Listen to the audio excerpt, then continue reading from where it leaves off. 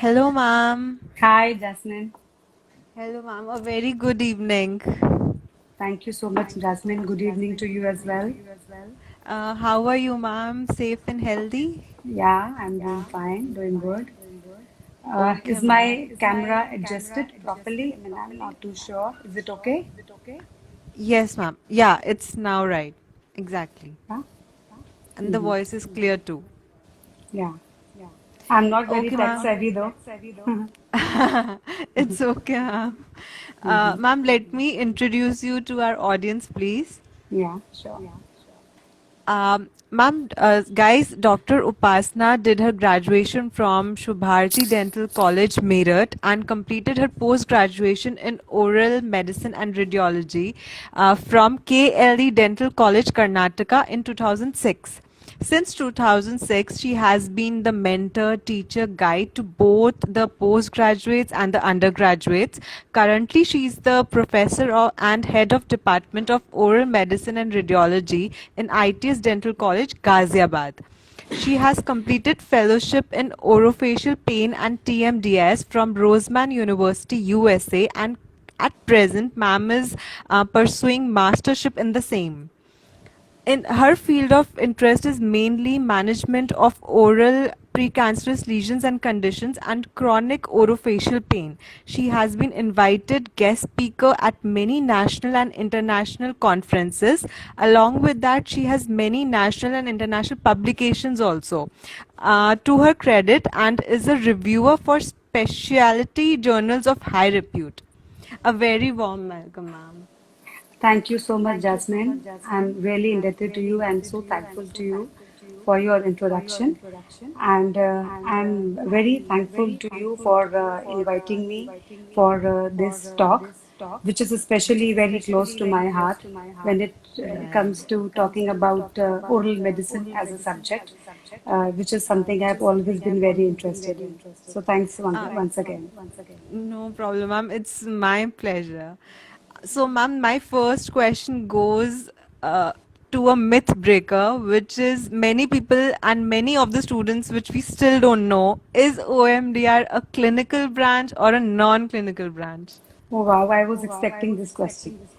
And I'm very happy that you opened our discussion with this question.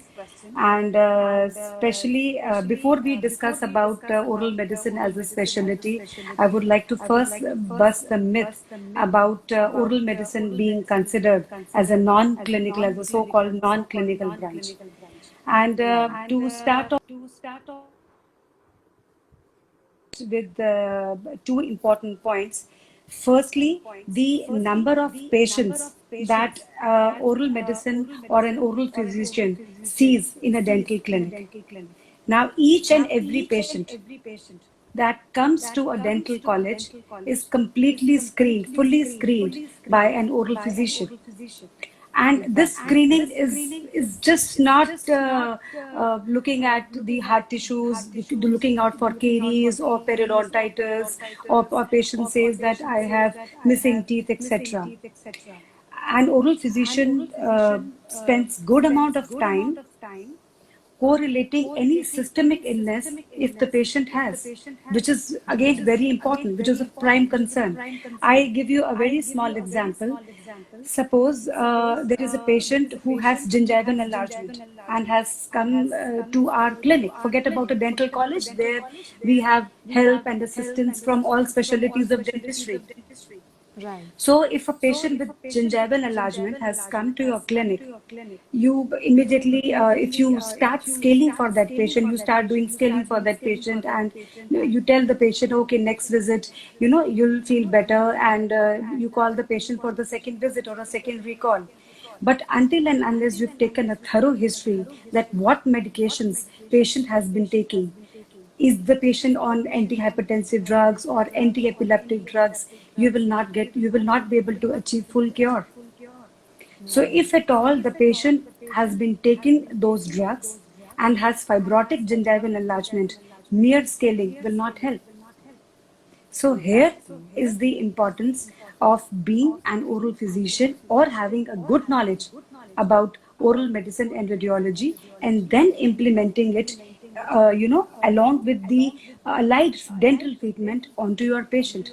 And that is the time only when you can achieve cure, or when is the time when you can manage that patient well. So this is about the diagnosis part.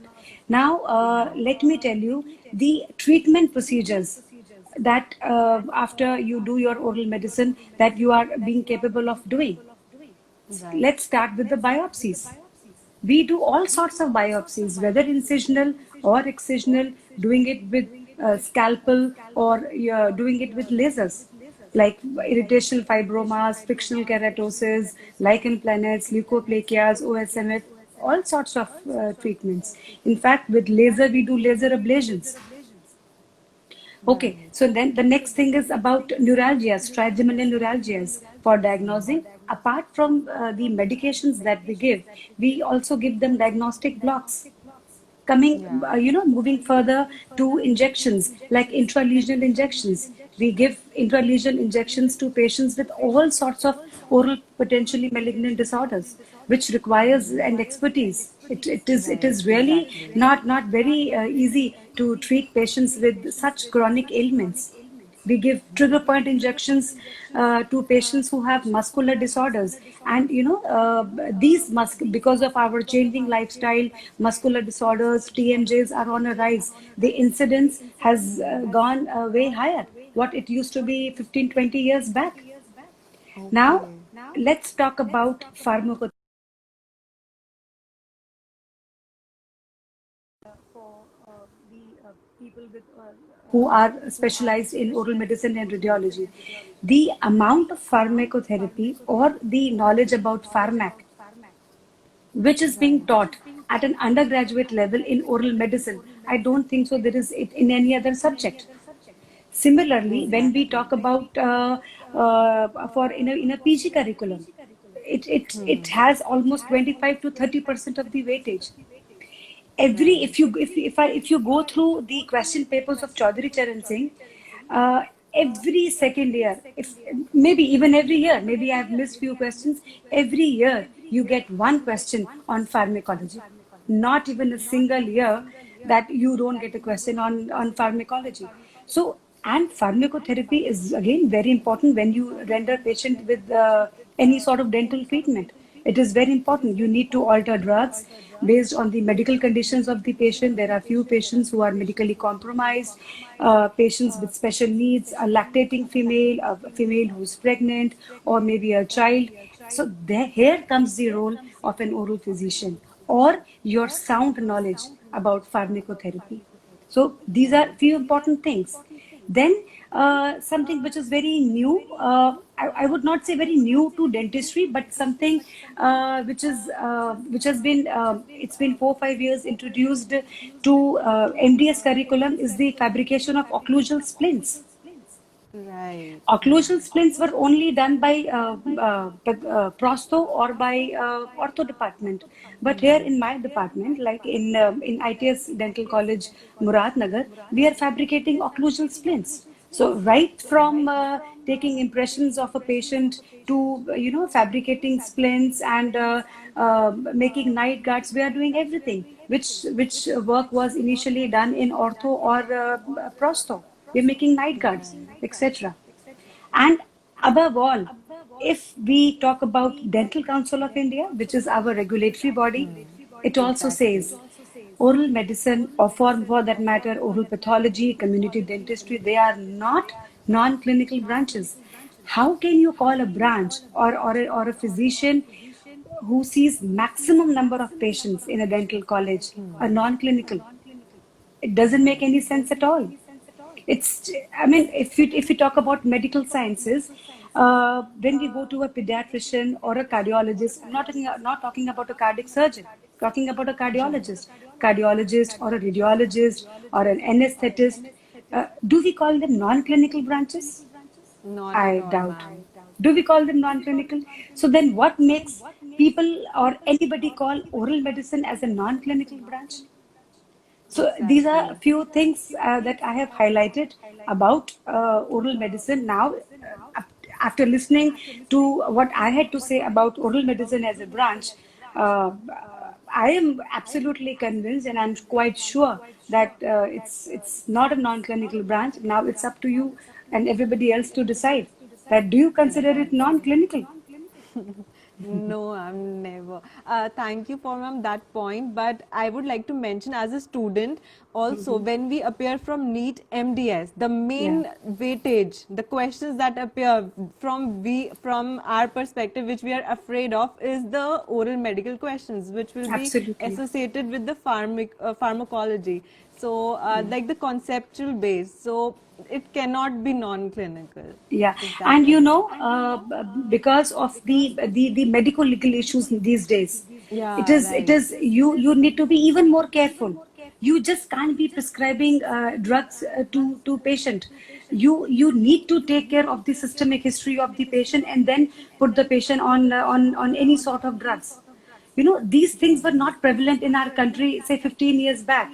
We could get Yeah, away, by, okay, easily. you referring a patient to someone else. But these days, it's a competitive world. If a patient is medically compromised, which is very common, every second patient who walks into your clinic either hypertensive or diabetic or has a cardiovascular disorder. You just can't refer that patient to somebody else. You need to be well versed with the subject to be able to treat that patient. Right. Otherwise, you miss out on so many things. Exactly. Yeah. Yeah. So, ma'am, my questions was for the UG students, how they can learn and understand OMDR specifically in the third and the final year of BDS. See, as far as learning OMR is, it is impossible. You just can't learn oral medicine and radiology. It is very vast. Right. It's Right. it's it's it's very vast, and you can definitely understand the subject. That's Yeah. for sure. You can understand the subject, and believe you me, it's very interesting to understand it. And Yes. because it is so clinical based, it's like a flow chart. One thing follows the Yeah. other. So Right. it becomes, you can correlate so many things that it becomes very easy for you to understand it. Now, see, if we talk about at an undergraduate level, we're talking, Yeah. let's first talk about it at undergraduate level. You have 8 subjects to read, in Yeah. final year. And in oral medicine only, there are 2 subjects. It's divided into 2 subjects, Yeah. medicine and And radiology. radio. Two Yeah. big books that you need to Yeah. understand. So it's better that you understand it rather than just trying to mug it up. Yeah. Okay, and a very simplified way to understand the subject is understand the pathophysiology of the disease. Okay, Okay. so like for example, I cite or I quote example of oral submucous fibrosis. Okay, Okay. we all Right. know that in oral submucous fibrosis, there is some amount of fibrosis which is happening in connective tissue. Because Yeah. of the increased amount of fibrosis, okay, you just need to understand 2 things, that there is fibrosis which is happening, and because of the increased content of fibrosis, there is decreased vascularity. That's it. Right. Now, if you just come on to the clinical features, everything, will start falling into place. Because of decreased vascularity and increased fibrosis, the resiliency of the tissues, for example, buccal mucosa, it reduces, and hence the mouth opening reduces. Right. Because the vascularity is compromised, there is blanching in the oral mucosa. It gives you a mosaic appearance. So all those things. Now, was there any need to learn the clinical features? No, nothing No. at all. Yeah. Okay. The So basic. similarly, yeah, it's very basic. It's very basic. Just understand the concept why the disease has happened. And this Right. we all learn in oral pathology in our third year. So it Yeah. is just the extension of this, what we do in our final year. Finally. Okay. So Yes. in final year, we move a step ahead. Yeah. After we are done with the oral pathology part, we come on to the investigations. Okay, this is the patient with, say, a patient has walked into our clinic with diabetes mellitus. We know that a patient with diabetes will have increased levels of sugar, and if the patient has to go for implant surgery, or maybe if the patient has to go for some extractions, apart from random blood sugar or maybe fasting or postprandial, we should get glycated hemoglobin done. Okay, so these are very basics, very basics. And then, based upon the values, you render the treatment to the patient. And see, in third year, if we talk about, we all learn general medicine and general surgery. So that is the time where we need to correlate oral manifestations and dental considerations of those disorders. Like, for example, in hypertension, we know that there is increased pressure of blood in our vessels. So if there is increased pressure, there are more chances of bleeding. So when in third year, when you read hypertension or cardiovascular system in your BDS third year, you just need to apply that in your final year. And the same when you start treating your patients, that yes, this is a patient with the hypertension. We need to be careful of the blood pressure at present. We need to monitor the blood pressure. We need to check whether the patient is taking any anti-hypertensive drugs, and then we do the treatment accordingly, or the patient is on aspirin or blood thinners or anything like that.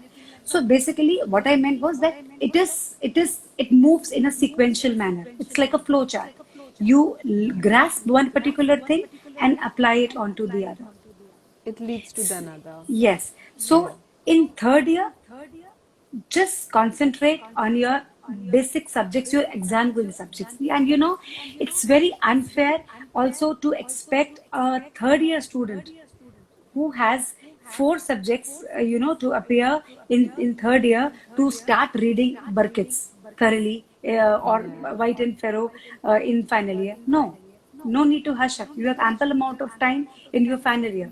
Although we are after your life. No, you read Burkitt's, you give your grand vivas, you give your end postings.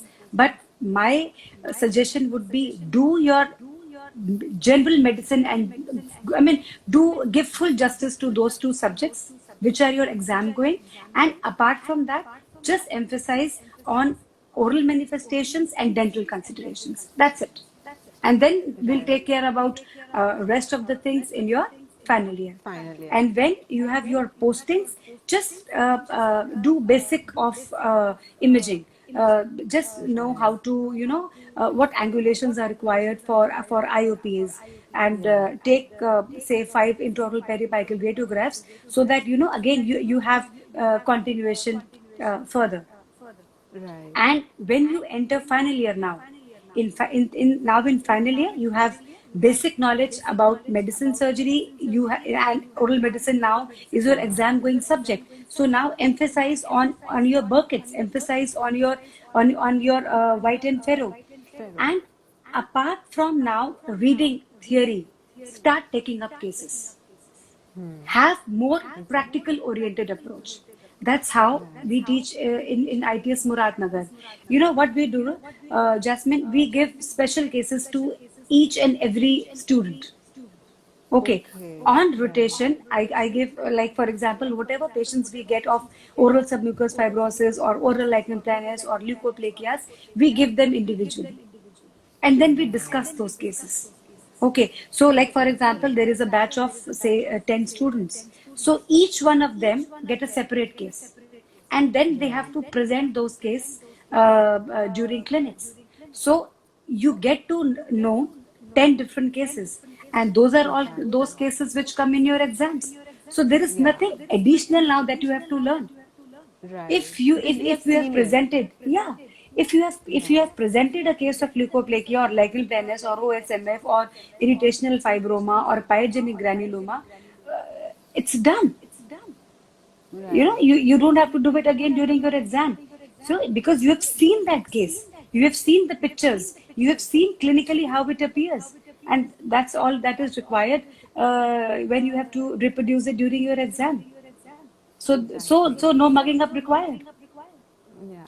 And in radiology, once you are done, with your X-rays, with your IOPS, now start reporting.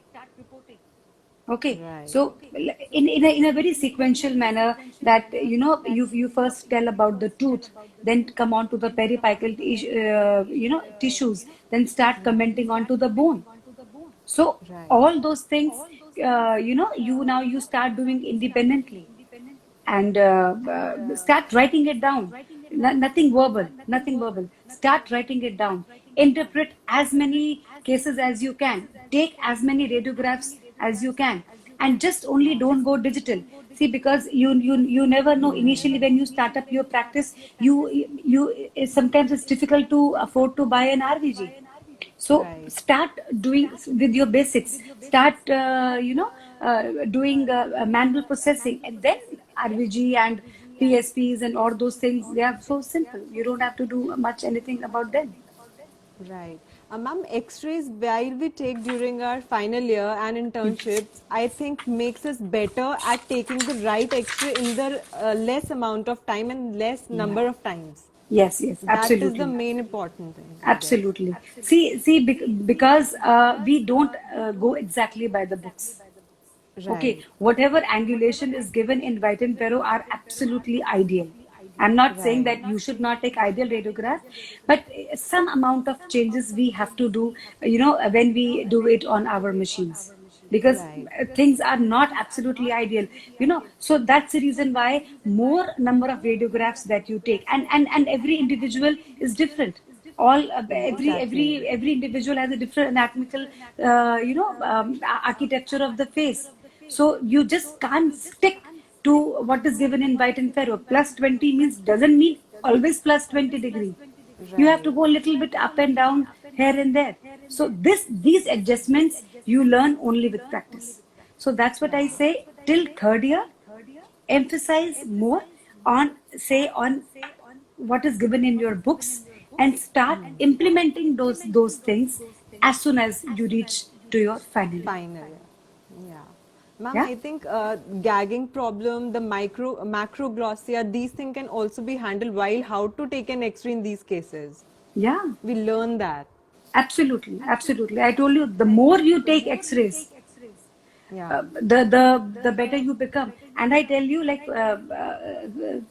it may sound a little hilarious, but the technicians, they take better Right. radiographs than us, because they're more Exactly. used to doing this. The entire day they do Yeah. this.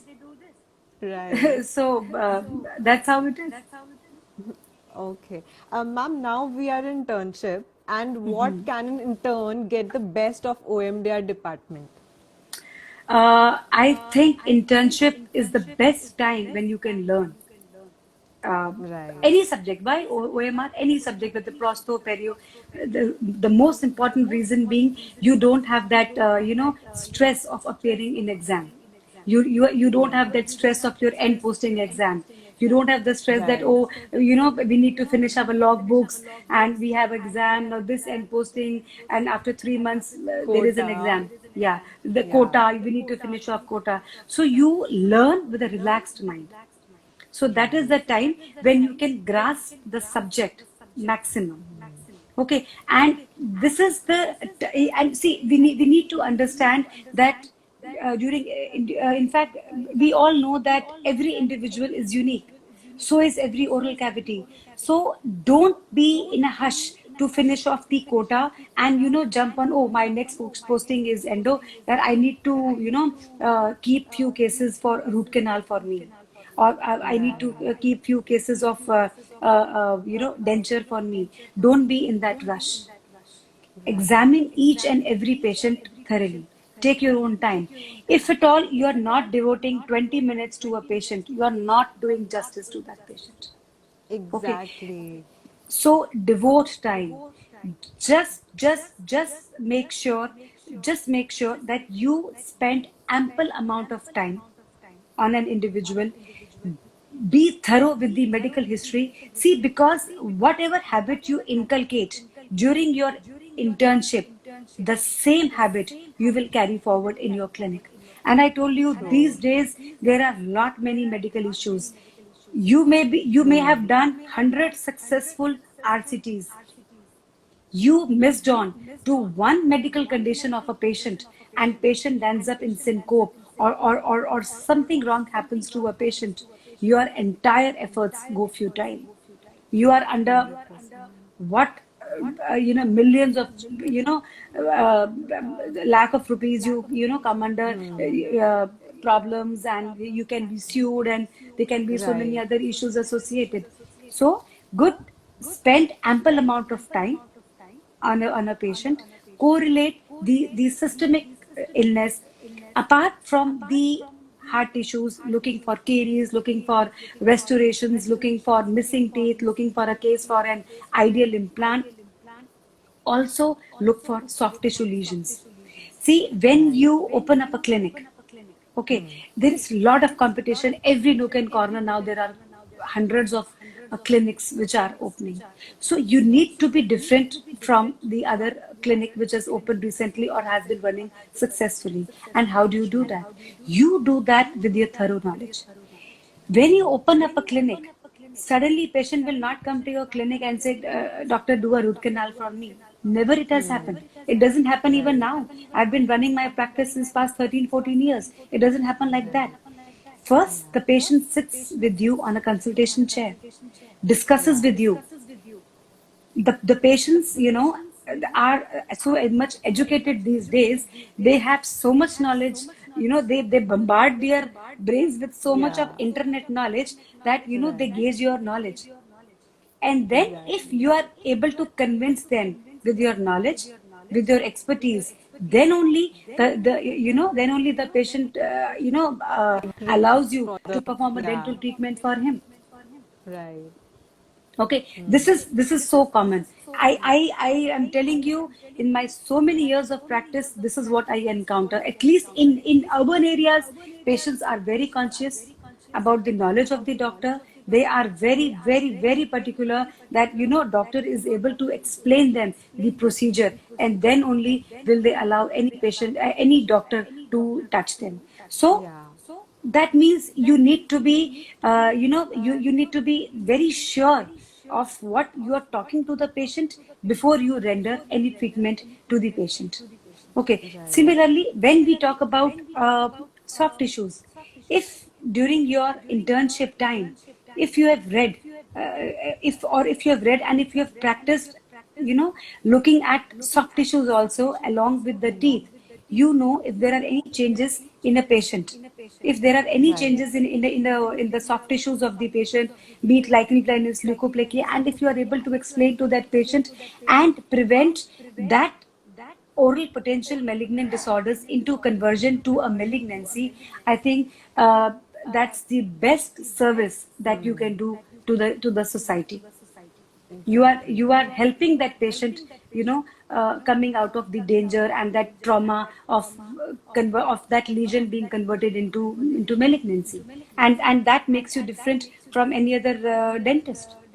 Right. So it is very important for you, for an intern, to have good knowledge about the subject, about the branch, when you are, when you have that your 1 month posting in medicine.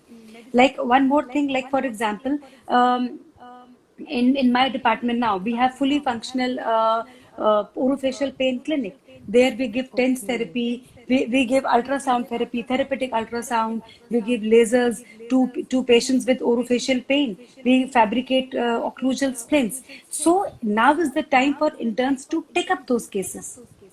Right. Okay, even for patients with OSMF, just don't see what a postgraduate is doing, or what your faculty is doing. Take up that case, follow up that case. So then how you will learn, that's how you will learn that this is the dose that you gave to the patient. So how this was the effect that you got. Okay, so now you need to change the dose. Or for example, you gave an occlusal splint to the patient and the patient has got relief. So that's how you learn, and then when you open up your own clinic, you can practice the same.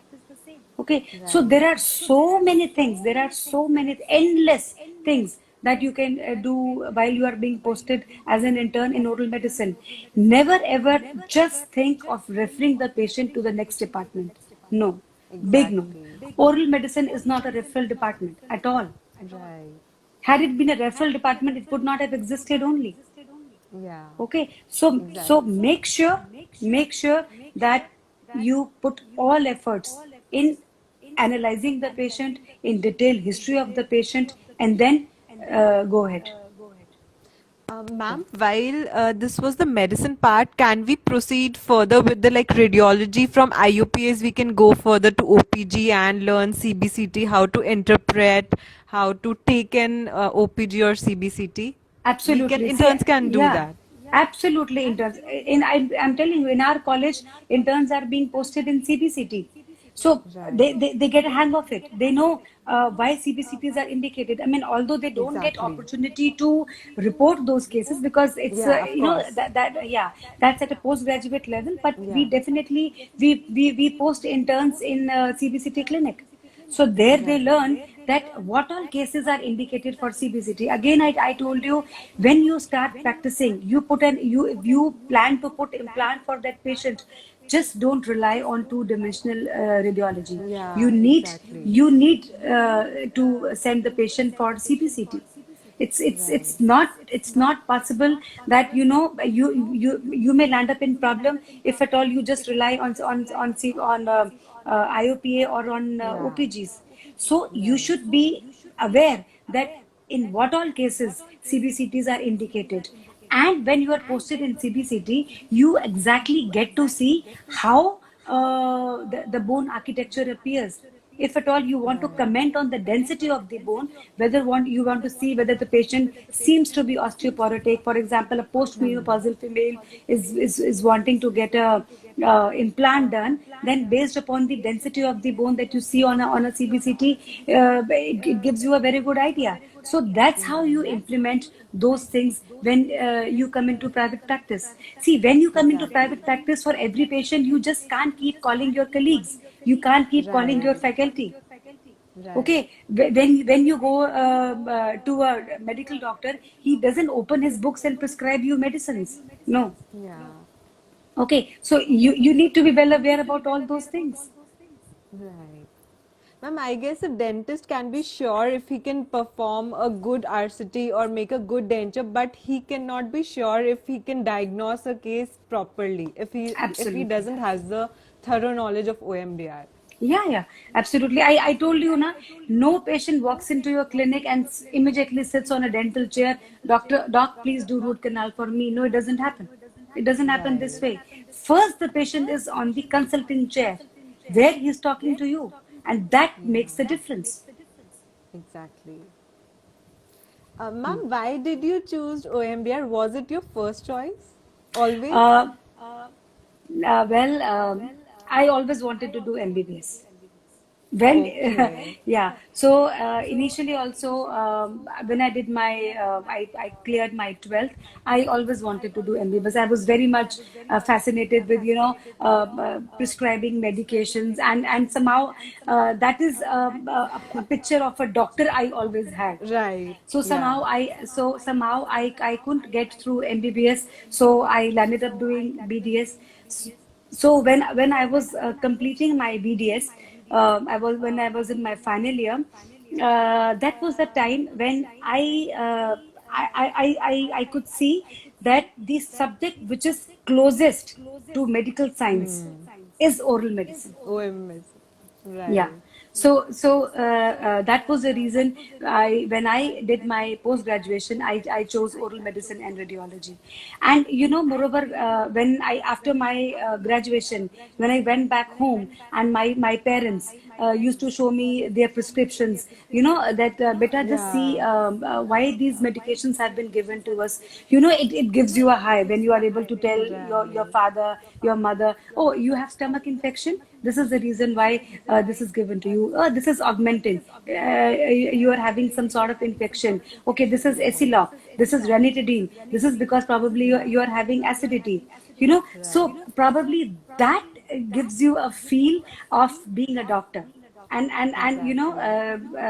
so that's the reason why I always wanted to do oral medicine and radiology, and I have no regrets, and I still feel very proud about it. And now Right. also my relatives, they call me, that they WhatsApp me their prescriptions. They ask me, they take second opinion from me, that if you could guide us why these medications are prescribed to us, and what are the drug interactions, what time do we take this, morning, evenings. So it really gives you a very nice feeling. So that's the reason why I chose oral medicine. Okay. Ma'am, just a confession. I, in my internship, got to know that MDS is not for me. But if it was, my first preference has always been OMDR. Oh, I wonderful. used to love Hmm. OMDR, forensics, and ma'am, I just love OMDR. Oh, So that's that nice. is why. Very nice, very nice. Ma'am, And I tell you, there is so much to do. There is so much to do. exactly. Yeah. Hmm. Ma'am, when we join ma'am, my first question, why people don't choose OMDR at the first preference in Okay. MDS? And the second is, when we join OMDR as an MDS, what can we expect? See, the reason why people don't choose OMR as their as their choice, I think I'll come to this question when we Yeah. talk about scope of OMR. Right, Okay, right. I'll Sure, be sure, I'll ma'am. be I'll be able to explain it better Yeah, yeah. that time. Okay, so Sure. let's come on to the second question, that what should you Right. expect if at all you join MDS in OMR? Okay, Yeah. so this curriculum, our MDS is divided into, say, 3 years. Let's not break Oh, into yeah. semester wise; it will get little confusing. Yeah. So I'll explain it to you as 3 years. So Yeah. one in the first year, immediately as soon as you join, you are supposed to do preclinical exercise. In Okay. preclinical exercises, you need to do tracings of ideal radiograph. Until and unless you know what is an ideal, you will never be able to know what is pathology. How does a Yeah, periapical exactly. radiolucency or radifying osteitis or a cyst or a tumor appear if you do not know what is normal? So in Right. first initial 6 months, you are taught how to how to be able to differentiate between what is normal and what is abnormal. Okay, you Right. need to do basic exercises about forensic odontology. You need to do age estimation based on the forensic odontology. Okay, Okay. based upon the teeth and based upon the dentine and etc. So that's what you do, and then you have a basic sciences lecture. See, because now I do not know about other universities, but now in Chaudhry Charan Singh University, you need to appear for the you need to appear for the basic sciences topics in your first year. So at the end of the first year, you have university exam. When I Right. appeared, in fact, till 4 5 years back, Yeah. this basic sciences used to be in the end Yeah. with At the your end of the third medicine. year. Yeah, end of the third year, Yeah. but not anymore. So you finish off with your basic sciences in the first year. Okay, Right. so then you are given basic sciences lecture. Then the next very good thing is, like if we talk about my college, ITS Muradnagar, we have comprehensive clinic. Okay. So in that comprehensive clinic, all sorts of treatments are done. Like for a student, a postgraduate student who has taken oral medicine or oral pathology or community dentistry, they are exposed to root canal, doing root canals, like whatever is basic bread and butter for a dentist. They do scalings, they do dentures, they do extractions, maybe if not impactions. So all basic things, whatever is required for a general dentist, whatever we have done at our BDS level, we make those students do in the initial 6 months of comprehensive clinics. Okay, Okay. and then you need to decide onto your main dissertation.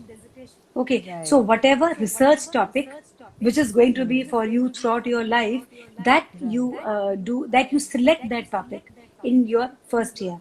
So you have to in fact initial 6 months, you have to select onto the topic make a synopsis and then submit it to the university. And this is very exhaustive because you need to read umpteen number of journals and articles, and then whatever interests you and whatever is feasible in your environment, you need to pick and choose that topic and go ahead with it. So that's, and then with your in fact after your within your first year, you have postings in intraoral radiology. So you take IOPAs with conventional technique, with all modified techniques, slop technique, and then you take your extraorals. You also start with your extraoral tracings, OPG, lateral ceph, and all those things. And also apart from that, whatever are your basic sciences topic, basic sciences like your general pharmacology, I told you general pharmacology, whatever is coming, whatever topics they come in your exam, you have to give seminars and journal clubs based upon that. Okay, so we make you do presentations, whatever we expect you to understand in your first year. Whatever are expected questions in your first year, like for example, blood and supply, blood supply of face, arterial supply of face, or say all those things, nerve supply of face, muscles of mastication. So applied of all those things, this is what you do in your first year. Okay, so now let's come on to the second year. In second year, apart from diagnosing your specialty cases, potentially your OPMDs, that is your lichen planus and all those things, and orofacial pain patients, you start taking up those cases. You start taking more complicated cases. You start following them up, like or autoimmune disorders, whatever patients that come to your college, like autoimmune disorders, Sjogren syndromes, you start taking up those cases and start giving them systemic medications. You start putting those patients on systemic steroids. Okay, sometimes you have to give very high dose of steroids. So you start managing those patients, and then you keep follow up of these patients. Sometimes you need to follow those patients for a good 1.5 years. See, because all these lesions, patients that you treat in oral medicine, they don't get treated in days or in weeks. Those patients are with you for months and for years, because these lesions, they wax and they wane. So you need to do long term follow up of those patients. So you start taking up those cases. Then you have your postings in cancer hospital, where you learn radiotherapy. You see how radiotherapy is given to oral cancer patients. You need what advanced imaging techniques, PET scan, SPECT, whatever, what all they do, MRI, what all they do for these patients. You also have posting in medical college, or the medical wing, where you are you work in close proximity with ENT surgeons, with dermatologists, or with general physicians, or with general surgeons. So there you see how they manage such patients, because all those patients, majority of the patients, not all, will have some amount of oral manifestations. So that's how you learn how to systemically manage those patients. Okay, and side by side, your thesis works goes on. See, because in oral medicine, we do not have in vitro studies. We don't do studies on cements. We do studies on patients. Those are all clinical based studies. Okay, those are all prospective studies. So then we need to keep, taking up new patients. We need to finish up those cases also. And once you, then again, you have library dissertation. That is again, this is known as LD. Initially we used to do reviews, but now to our postgraduate students, we give them as again as a clinical study. So that's that gives them added exposure to how to do research. So basically we are training a postgraduate student how to do research, not only by doing one main thesis, but allied your main library dissertation, so that when you attend national or international conferences, you are able to present those original research, which definitely has much more weightage than what you do case reports. Then we ask you to start writing papers, publications. The more you publish, the more you are recognized. When you go for Yeah. government jobs abroad or anywhere else, the more amount of publications that you have, that increases your chance of getting jobs there. Right. Okay, Okay. so that's how we encourage you, because by the time you enter your final year, again, that stress of appearing into the exam, that builds up. So we try to Right. finish off all your basic exercises in your second year, because in Right. third year you need to compile your dissertation. Yeah. Okay, then and then whatever special cases that you have taken, you need to compile those cases and start collecting them and preparing them for your final exam. Finance. Yeah. Okay, and then you also have your CBCT postings. After you are Okay. done with your theory of your CBCT, now you are free to start reporting cases. Okay. So it's a very hectic schedule, right from Yeah. first year to third year, completely packed. Right. Exactly, ma'am. Ma'am, so after we do the MDS, so what is the scope of OMDR in India and abroad? Yeah. Okay. So let's first talk about India. If Yeah. you ask me personally, there is immense scope. Okay, Okay. now I will answer your initial That question, question. that Yeah. why don't people choose OMR? See, Yeah. when a BDS student chooses OMR, the first and the foremost thing that comes to his or her mind is, I will join academics. I will join a college. Right. And when he or she doesn't get an opportunity in a dental college, they feel disheartened. Yeah. Okay, so now my question is, does every or anybody who does endo or prosto or oral surgery has the same mindset? No. No. They don't expect that there will be a job opportunity for them in a dental college. So why Right. does a postgraduate in MDS in oral medicine expect that? Right. You have basic knowledge that you gained at your BDS level. You were given good amount of exposure in comprehensive clinic. You have full 3 years of rigorous training Right. of detailed history of managing a patient in oral medicine department. Why can't you go ahead with opening up a clinic? When Right. see, if you talk about successful dentists, are all successful dentists MDS in oral surgery or MDS in endo or MDS in prosto? If you Not see, at all. majority of them are BDS. So Yeah, if a exactly. BDS can run a very successful practice, why can't an MDS in oral medicine do that? Exactly. Right. So we need to change that mindset. Right. We need, when we enter market, when we enter or when we open up a clinic, we need to have that confidence in ourselves that after our BDS, now we have added knowledge of opening up a Yeah. clinic and running a more successful practice. Right. When you do oral surgery, PG in oral surgery, you are not taught root canals. So then why are you doing root canals in your clinic? Exactly. Okay, so Yeah. does it happen that all patients that you get in your clinic are of impactions or of surgical extractions? No. Right. No. Similarly, for a prostodontist, do all patients of dentures come to you? No. So that's Yeah. the reason why, that's the reason why there are a lot of inhibitions when students take up oral medicine. Oh, there are no jobs. Why are you looking for jobs only? Please Right. move ahead. Go step ahead. Open up a clinic. And I'm sure you'll do much better.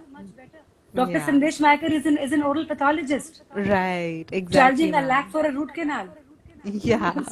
Do you understand? Right. So that's how we need to uplift our mindset. We need to change it. Right. Ma'am, a Okay. lot of hearts are coming for you for this. Yeah. Thank you so much. Okay. So, but if you have interest in academics, please go ahead. There Right. are enough opportunities in research. Join college, teach students. That will give you a lot of satisfaction. And besides that, go for clinical practice. Okay, Right. just don't restrain yourself to one sort of just being an academician. Move step ahead. Then since you have knowledge of CBCT, and now every doctor is every doctor is sending patient for CBCT before they do impactions, before they do implant surgeries, before they plan implant surgeries. So there are ample amount of patients coming for CBCTs. So either invest in a good CBCT machine Okay. and start reporting yourself, or you have an opportunity to join a CBCT clinic. You can start reporting, and the best part is you don't even need to sit in the center and do reporting. You can do telereporting. So at the in the comfort of your home, you are sitting and you can start with the reporting, and that fetches you good amount of money. Yeah. So this is again one option. Then, since I told you that now orofacial pain clinics are rising, TMD patients are rising because of our change in the lifestyle. So now focus on managing such patients. Right. Start giving specialized treatment to them, like with TENS therapy, with ultrasound therapy, by laser, do laser excisions. This is how you can again expand your horizons. Join hands with ENT surgeons, with neurologists. They don't want to handle patients with TMDs, with chronic orofacial pains, because it's very cumbersome. These patients don't get relief very fast, so they refer you patients. We get a lot of referral. I get lot of referral from neurologists, both in the dental clinic and my private practice. Imagine what happiness you get when a neurologist refers you a patient. Right. Okay, and you are successfully able to treat that patient. So start doing that. Start doing that. Do not restrict yourself. Just don't restrict yourself. Like for example, again, join oncology center. So many oncology centers now have oral physicians associated with them. See, because any patient who's given radiotherapy have lot of oral complications, and these oral complications are to an extent that sometimes they have to defer their radiotherapy. So Right. if you are in their team, you can manage oral complications so well that they don't have to do so. So again, that's an added advantage. Join, show them your potential, show them that yes, you are in a position to handle such cases. So that's how, by word of mouth, you join other centers, other oncology centers. You can join armed forces. If you are MDS, they don't ask you which branch you belong to. Are you a prosthodontist? Are you oral surgeon? Or an endodontist? They just want that you are an MDS. So join them. Join ICMR. ICMR gives lot of grants to oral physicians, because they are doing research on oral cancer. Right. Yeah. Okay, so then you can join publication houses. See, because during your tenure of 3 years, you have read enough literature. You have, Yeah. read umpteen amount of journals. So Right. then, they ask you to join them, to help them Okay. in their, editorial team. So, you Right. can be with them. Similarly, if abroad, you can do fellowships. You can do Yeah. fellowships in orofacial pain. You can do fellowships in oral cancer, in sleep apnea, again, which is an emerging branch. And then, Yeah. Exactly. sky is the limit for you. So that's what I tell you. There is immense potential for this branch. It's only that we restrict ourselves to, Right. just that, yeah. Hmm. Yeah, ma'am, forensics, we Yes, can go absolutely. further. Forensics. Yeah, forensics. You complete your MDS, or in fact, even Okay. after BDS, you can BDS. you Right. can join if you have interest. University of Dundee, Scotland. They Yeah. offer excellent course in forensic Okay. odontology. You can go ahead with Okay. that. Okay. And Okay, ma'am, we've and been in fact, I tell you, in UK and US, oral medicine is considered a super specialty. They don't get to see normal caries or prosto patients. No, right. they are given patients with autoimmune disorders, Yeah. with patients with orofacial pain, because they consider you above a specialist. Right. You are considered a Exactly. super specialist. We need to bring the same thing to our country. Right. Yeah. Exactly, ma'am. Hmm. Uh, Ma'am, because of time constraint, I would just like to end up with the question like, what is the message for you for the budding dentist? See, I would just like to summarize by saying that whatever branch you've chosen, Right. please be very faithful and loyal to it. Even if you don't want to do post graduation, you are a graduate, that's perfectly fine. Study with conviction. Okay, study with conviction and take every patient as a challenge. Right. Don't just try to cure the patient of the disease. Manage the patient. Okay, manage the disease. Okay, correlate Right. and assimilate your knowledge of all 5 years in your BDS and all 3 years in your MEDS and your in your MDS, and apply that to your patient, and you will definitely succeed. And one thing, please do not miss on to the history. And I'm telling it again and again. Why? Reason being, because nowadays patients are very smart. They take seconds Yeah. to sue you. Okay, so Right. just don't be in a hurry that there are three patients are waiting outside in my clinic. So without asking anything, immediately proceed with the treatment. No, you may land up in big soup. Okay, Yeah. so be very patient with the patient. Try to be as empathetic as possible, and give holistic approach to your treatment. And I'm sure you will succeed.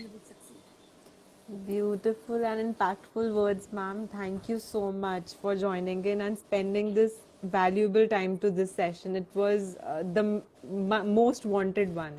Thank you so much, Jasmine, and I am very thankful to all the listeners for their patient listening. And I hope I could change your mindset of calling oral medicine as a non-clinical branch. Sure, ma'am. Sure. Yeah. Thank you Thank you. so much. Thank you. Thank you. Thank you, Jasmine. Take care, ma'am. Bye. Bye. Bye bye.